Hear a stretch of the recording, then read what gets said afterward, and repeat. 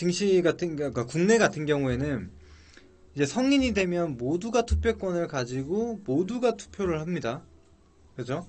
그래서 과반수 이상 혹은 가장 득표수가 많은 사람이 이제 당선이 되는데 미국은 그렇지가 않아요.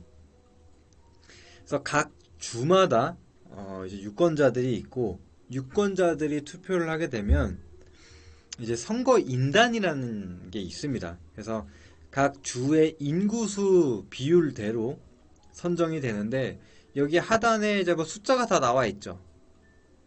숫자가 나와 있는데 이 숫자가 의미하는 게 선거인단의 수입니다. 그래서 이 선거인단의 수가 더 많은 사람이 이기는 거예요. 당선이 되는 겁니다. 그래서 지금 이렇게 통상적으로 민주당 지지하는 혹은 공화당 지지하는 주를 이렇게 합산을 했을 때 대략적으로 이제 해리스가 226석, 그 다음에 트럼프 같은 경우에는 219 정도가 됩니다. 지금 이 노스캐롤라이나 같은 경우에 지금 트럼프가 좀 우세하다 해서 빨간색으로 표시가 된 건데 경합주 같은 경우에는 아까 얘기했던 이렇게 7개거든요. 그래서 요 7개의 주의 선거 인단 수를 합치면은 93석이 나옵니다. 그러니까 93석이 나오는 거예요. 그래서 이 93석을 사실상 획득하는 사람이 당선이 되게 되는 거예요. 그래서 경합주라는 게 굉장히 좀 중요한 부분인데 이전 대선을 보시면 아시겠지만 이 투표수를 막 개표할 때마다 변동성이 나타나기는 하는데 이 경합주가 굉장히 중요합니다. 경합주에서 어느 후보가 우세하다 이러면은 만약에 국내 증시에서 트럼프가 당선되면 국내 증시에 악재일 것 같아 라고 가정을 한다면 만약에 실제로 이 경합주에서 투표를 막 하는데 트럼프가 우세하다 이러면 갑자기 시장이 막 빠집니다. 막 흔들려요. 그러다가 뭐 다음 경합주에서 또 개표를 막 하는데 해리스가 우세하다. 그러면 또 갑자기 막 반등이 나오고 관련주들 막 요동치고 그런 흐름들이 나타나거든요. 근데 지금 뭐 트럼프가 우세하다라는 얘기가 있었는데 지금 지난주 경합주 여론조사를 했을 경우에는 차이가 크지 않아요. 오히려 해리스가 우세한 부분들도 많이 나타나고 있습니다. 그래서 일단은 열어보기 전까지 까보기 전까지는 좀 알 수가 없다는 거예요. 현재로서. 그래서 말씀드린 대로 이제 개표 상황에 따라서 시장이 좀 요동칠 수가 있다. 이런 부분을 좀 생각을 하셔야 됩니다. 그래서 말씀드리는 게 무리하게 베팅할 필요 없다. 이 변동성을 우리가 굳이 감내해야 될 필요가 없다. 그 이후의 투자에도 늦지 않다 이렇게 말씀을 드리는 겁니다. 자, 그래서 후보별로 뭐 이런 산업 영향에 대한 부분이 있죠. 그래서 지금 트럼프 같은 경우에는 뭐 전기차 축소, 뭐 인센티브 축소, 그 다음에 자동차나 철강 같은 경우에도 뭐 반덤핑이나 뭐 또 추가적으로 관세에 대한 부분도 좀 포함이 되어 있는 부분이고요. 그래서 전반적으로 조금 안 좋습니다. 그죠? 그리고 해리스 같은 경우에는 좀 계속적으로 눌려왔었던 이 친환경 쪽이 굉장히 좀 강한 모멘텀이 될 것이고 또 전기차에도 마찬가지로 인센티브 유지 그리고 뭐 투자에 대한 부분을 좀 늘리는 부분들이 나타날 수가 있기 때문에 당연히 좀 좋아질 수가 있다. 게다가 뭐 전기차와 관련해서는 뭐 지금 유럽 국가 같은 경우에는 뭐 환경 규제 강화에 대한 이슈로 인해서 전기차를 또 만들 수밖에 없는 그런 구조가 형성이 됩니다. 그래서 이런 것들을 좀 별개로 또 호재로 작용할 수 있다는 거 참고하고 가시면 될 것 같습니다. 자, 그리고 또 한 가지 또 건설주들 혹은 뭐 건설 자재 뭐 관련주들 혹은 인프라 관련주들 건설 기계나 뭐 이런 것들이 움직일 수가 있는데 사실 건설 기계 같은 경우에도 조금 부진했습니다. 중국 경기도 좀 안 좋았고 뭐 다른 글로벌 국가에서도 투자를 많이 하지 않았기 때문에 안 좋았는데 지금 미국에서도 경기 부양의 일환으로서 인프라 투자를 두 후보 다 외치고 있는 상황이거든요. 그렇게 되면은 뭐 현대건설기계 뭐 이런 인프라 관련주들도 움직일 수가 있겠죠. 우크라이나 재건 뭐 이런 거랑 별개로 그런 부분을 좀 참고하고 보시면 될 것 같습니다. 게다가 뭐 바이오 같은 경우에는 워낙에 민주당 같은 경우에는 이제 오바마 때부터 시작해서 오바마 헬스케어라고 잘 아시죠? 그래서 헬스케어 쪽으로 워낙에 좀 많이 밀어왔었기 때문에 긍정적으로 좀 작용하는 부분이고, 또 이제 트럼프 같은 경우에는 뭐 수입 제한이나 뭐 혹은 뭐 그러니까 약 판가 뭐 이런 거에 대해서 좀 관여를 할 수 있는 부분은 있기는 하나, 결국에는 이제 중국에 대한 제재가 좀 집중적으로 될 거기 때문에 그래도 긍정적으로 좀 볼 수 있는 부분일 것 같습니다. 그래서 이 정도로만 생각을 하시고, 지금 단기적으로 테마라고 하죠. 그래서 친환경 뭐 이런 관련주들, 전기차 포함해서, 그래서 트럼프가 우세하다 이러면은 또 출렁임이 좀 나타날 수가 있습니다. 그래서 미리 그런 부분이 확인이 되면 미리 피해 두시는 게 좋습니다. 게다가 또 이제 새로운 현상으로 나타날지 그 확신할 수 없는 것들이 몇 개 있거든요. 뭐 대마 관련주라든지 혹은 뭐 가상화폐 관련주들, 이런 것들, 우크라이나 재건주들 많이 올랐었죠. 이런 것들도 만약에 수익권에 있다, 근데 이런 변동성이 좀 커질 듯한, 그러니까 요동을 칠 겁니다 갑자기. 그러면은 미리 좀 발을 빼두시는 걸 권장드리고 싶어요. 혹은 막 내가 그 저점을 잡아서 하루 단타를 수익 내겠다 뭐 이런 관점을 보기보다는 차라리 쉬어가시는 게 더 나을 수가 있습니다.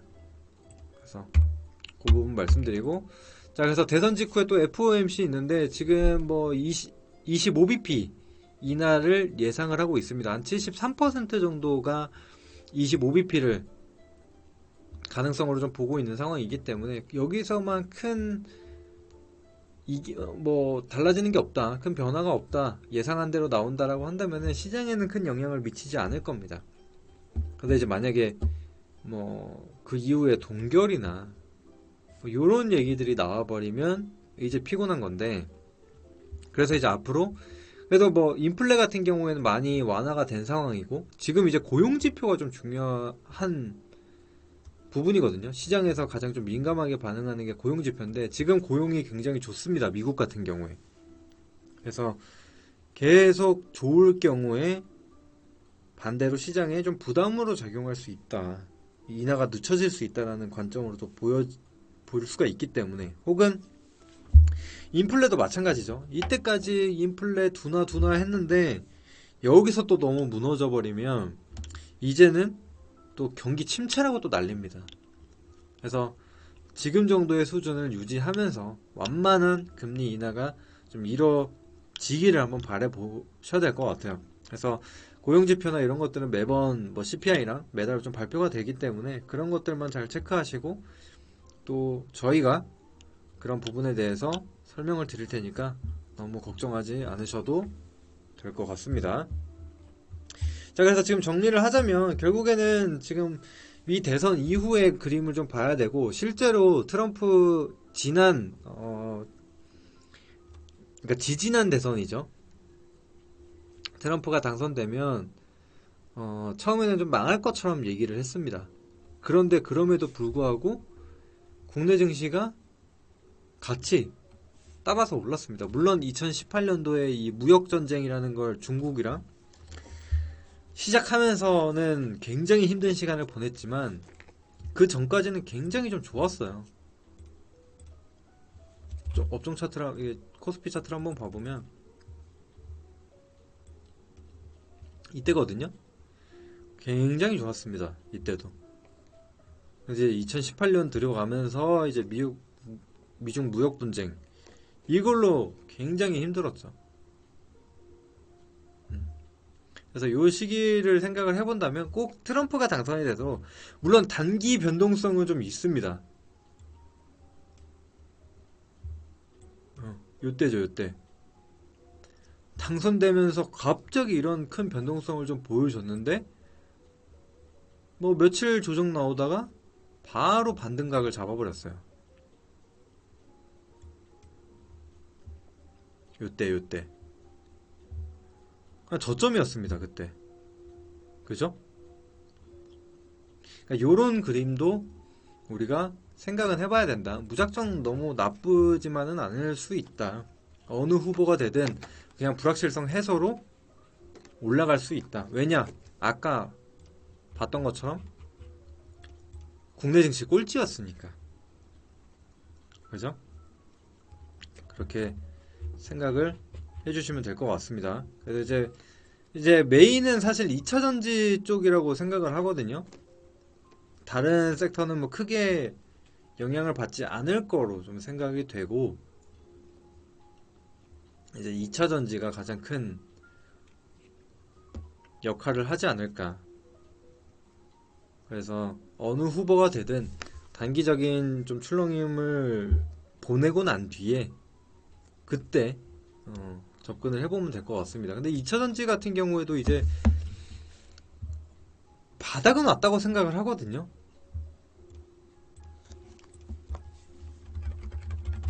그래서 뭐 이 에코프로 BM을 보더라도 물론 뭐 트럼프 당선 가능성과 함께 뭐 장중에 조정도 나오고 뭐 그런 부분들은 있었지만, 그래도 이제는 많이 단단해졌어요. 계속 막 그냥 하락만 하는 그런 부분은 아니고, 이제 저점도 살포시 올려주는, 살짝 높아져가는 그런 모습을 좀 볼 수가 있기 때문에 우리가 조금은 기대를 해보자. 또 121선 장기 이평선 또 터치를 계속 하고 있죠. 돌파 시도를 계속 하고 있는 걸로 봤을 때는 또 물량도 소화시켜주는 것 같고, 또 메이저 수급도 들어오고 있고, 이런 것들을 본다면 이제는 더 저점을 깨지는 않지 않을까. 그래서 지금 말씀드린 대로 일단은 어느 후보가 되든 충분히 수급은 받아줄 수 있는 섹터라고 생각을 하거든요. 지금 시장에서 또 중요한 역할을 할 수 있는 섹터이기 때문에 메이저의 수급들은 반드시 들어올 거라고 봅니다. 예전처럼 그냥 계속 줄 이탈이 나오는 그런 구간은 지났기 때문에 그런 부분 한번 참고해 보시고 가시면 될 것 같습니다. 또 그리고 이제 미 대선이 지나고 나서 그럼 12월이나 내년 1월부터 본격적으로 이제 막 정책이 나올 거거든요. 이제 신정부에 대한 정책이 막 쏟아져 나올 텐데, 그러면은 또 거기서 새로운 테마, 새로운 주도 섹터가 형성이 될 겁니다. 그러면은 저희는 거기에 맞춰서 밀어붙인다라고 한다면은 이번에 하반기에 힘들었던 거 거기서 충분히 다 뽑아낼 수 있다라고 생각을 합니다. 네, 충분히. 그래서 이전에도 보면은 뭐 친환경 테마 이런 게 또 난리였었죠. 그런 걸로 뭐 100%대 수익도 나오고 막 이런 것들이 있는데, 비중도 또 실을 수 있는 기업들도 있었고, 그런 것들이 이제 형성이 될 거라고 생각을 하기 때문에, 뭐 이전에 뭐 인프라 기업들도 굉장히 좋았던 때가 있었어요. 보시면 못지않게 이 추세를 잡으면 얘네들도 시원시원하게 또 가는 섹터기도 하거든요. 또 뭐 사실 5G, 5G도 코로나 이후로 완전히 좀 망가져 버리기는 했지만,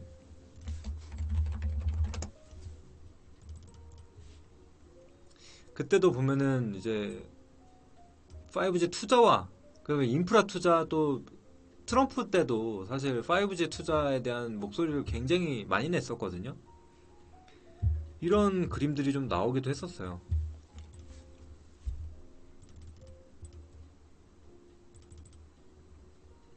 이때 보면 요 시기죠. 2017년도부터 시작해서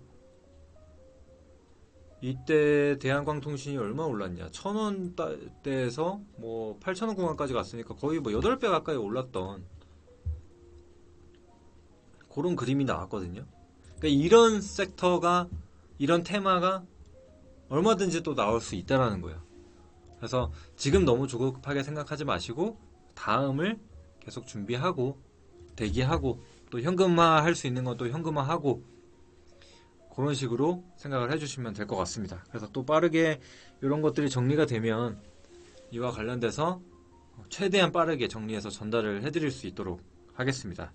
오늘은 뭐 사실 뭐 히든주 뭐 이런 거 준비하지 않았습니다. 지금 뭐 그런 한 종목 한 종목이 좀 중요한 상황이 아니기 때문에 지금은 증시가 중요한 거지 너무 나무를 볼 필요가 없다라고 생각해서 시장과 관련된 이야기만 좀 준비를 했습니다. 오늘은 이렇게 시장 관련된 내용들 정리를 해봤고 그 다음에 대선과 관련돼서도 간단하게 정리를 해봤으니까 투자에 좀 도움이 되기를 한번 바라보도록 하겠습니다. 자, 오늘 모두 고생 많으셨고요. 그 다음에 추가적으로 지금 이 공개방송 이벤트가 있습니다. 지금 운영자님께서 이전에 올려주셨는데 관심 있으신 분들 1644-5607 혹은 카톡방 문의 통해서 혜택 한번 문의 주시면은 뭐 기간 혜택이나 가격 할인 뭐 요런 거 과감하게 좀 드리니까 문의 남겨주시면 되겠습니다. 자, 오늘 여기서 저는 물러가도록 하겠고 내일 장중 공개 방송 혹은 다음 주 이 저녁 방송에서 다시 인사드리도록 하겠습니다. 감사합니다.